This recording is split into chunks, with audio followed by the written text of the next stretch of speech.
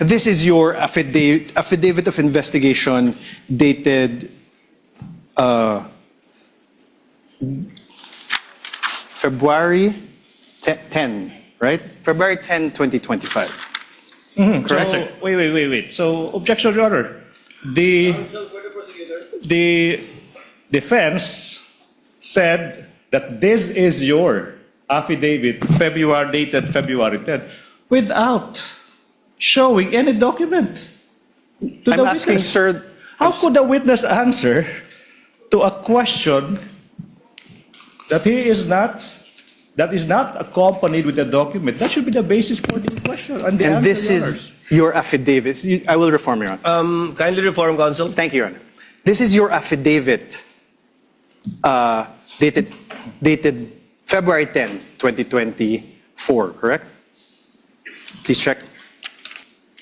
Your Honor, can I make a manifestation, Your Honor, please? Your Honor, can we object again to this manifestation? Manifestation.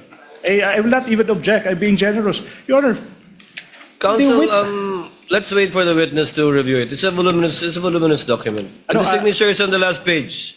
You can make the corresponding objection to signature. the style, manner, or cross-examination of the counsel for responding at the proper time.